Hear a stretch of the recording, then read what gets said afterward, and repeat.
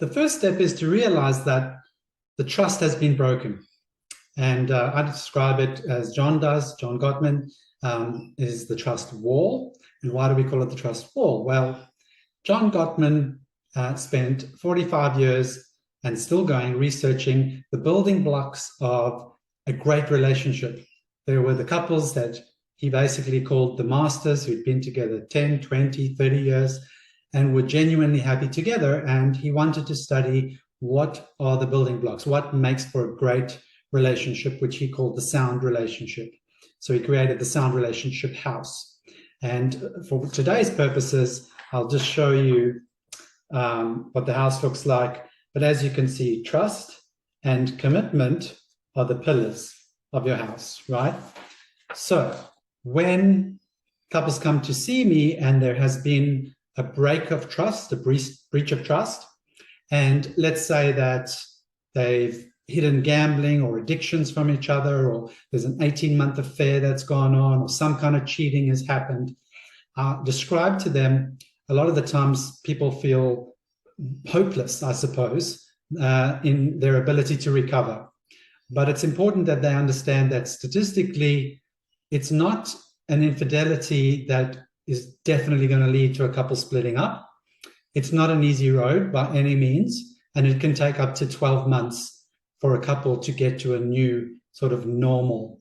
But the relationship, as I said earlier, it will never be the same. But couples can come and see me where the trust wall has got a crack in it. It might have quite a big crack in it, or it can be on the floor in little stones, destroyed. Now, you'd think if trust has been destroyed that badly, that should be the end for them. But that's not the case. And even statistically, don't quote me, but it's about a 50-50 depending on what the couple chooses to do at that point where the trust has been broken. And if they can understand that the relationship that they had up to now, however long it's been, is dead, it's finished, right? But this might be an opportunity or a catalyst to create version 2.0 or 3.0, right? That they can create something even better than they had before, even though it's going to be a very hard road.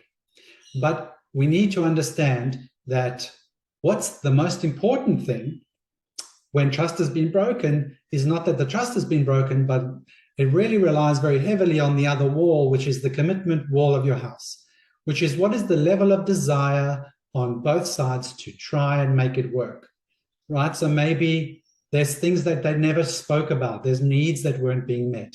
There were some vulnerabilities, which we'll talk about later, that came into play. And increasing the level of transparency and openness and honesty could be a positive benefit out of something as cataclysmic as this for a couple.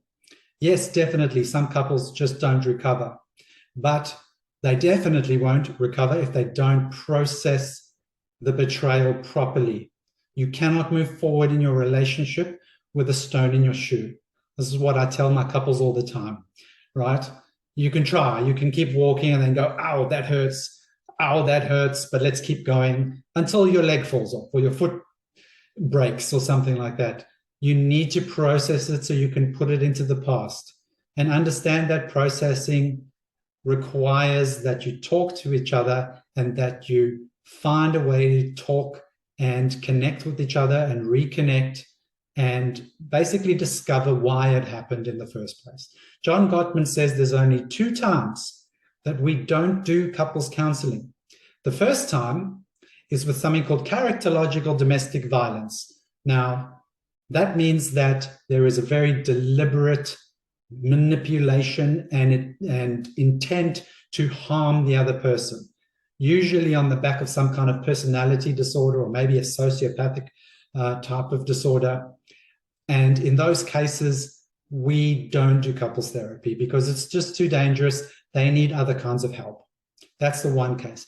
And that is different from situational domestic violence or violence, which happens to a lot of people when the emotions are really high or alcohol's involved and we do things we regret and it's situational, right? It's not planned. It's not deliberate in that sense. It's not coming out of a disorder of personality, for example. The only other time we don't do couples therapy is when there is an ongoing affair, right? So it's important to understand that step 2 is that the affair must be over. So this necessarily means, of course, that if a couple comes to therapy and one of them is having an affair and the other one doesn't know about it, and the therapist kind of gets the feeling that that's going on, or it actually is told that, the therapist actually needs to encourage the partner to either end the relationship or to divulge to their partner that an affair has been going on. Because we cannot work as couples therapists with one hand tied behind our backs, and the therapist should never know something when working deliberately with a couple to stay together that is significantly going to, that if the other partner knew about it, it would change the whole dynamic of the relationship and the couples therapy. So an ongoing affair cannot be happening when we do couples therapy. Now, let's say the affair has ended. Either the person ended it a while ago or they were now found out, and now they've just come through to therapy after one of the partners discovered the betrayal. So, for example, I had a couple that came to see me a few years ago who he was having this affair with someone who was in their social circle, and he'd been with his wife for 25 years. They had teenage or more adult children. They were fairly religious, and his wife was amazing. Like, she basically said, I'm not giving up on this marriage. It's religiously, we can't do it either. And she wanted to fight for her man and fight for her marriage. Now, he seemed to want to work on it. He was showing up in therapy, but the feeling I got from him is that he was very reluctantly coming. So what happened is every couple of weeks, they'd come in and the wife would say, he's still in contact with the other party. And there were all these weird and wonderful ways that this contact kept happening. And he was saying, I'm trying not to, and I'm blocking her and everything. But for example, there was an exercise app that was being used prior, and there was a messaging system in that, and they were using that. They'd created a Spotify playlist of songs, and, that was still going, that hadn't been deleted. So this is the kind of thing I'm talking about. Not only has the affair had to have been, ended verbally and saying, I'm done, I'm going to recommit to my marriage, but there can't be any ongoing contact with that person. Now, if the people work together, that's a different scenario. Obviously, it can be very difficult if someone's colleagues in the workplace. That's something we can talk about separately, but it must be cut off. And if there has to be any interaction, it must be totally minimal and civil and just work-based. And sometimes the person might need to tell their partner anytime there's been an interaction, for example. And that comes under requests, which we'll talk about in another step coming up. This leads directly into the third step, which is there must be what John Gottman calls the first step for him is called atonement. Now, I don't particularly like that word. I think it's got a lot of connotations about, whipping yourself on the back for the rest of your life about something and that will take forever. I prefer to use the words a genuine sense of remorse. There must be remorse for the affair and for breaking the partner's trust. Now, if I don't see a genuine sense of remorse when I'm working with a couple from the person who has betrayed, that is always a red flag for me. Now, it's very important to understand that it's going to take a long time, yes, to recover from an infidelity or a breach of trust. And that patience is probably one of the most important virtues that both people are going to need, because the person who has betrayed the other person needs to have patience for that person to heal and to recover and to go through the ups and downs that will be inevitable It will be a bit of a rocky road and a roller coaster. It is not a linear progression to healing. And the person who has been betrayed must have patience for the other person demonstrating that they can be trusted again. So that's really, really critical. I had another couple that came to see me where there'd been at least a 12-month affair that had been going on. And it was clear that the husband had been deeply in love with the affair partner. Now, he was trying to save his marriage. He was trying to recommit. And there is something that happens when somebody has been having an affair and has experienced what is called limerence, which is that high-flying, walking on a cloud, I feel young again, exciting liveliness of connecting with another human being.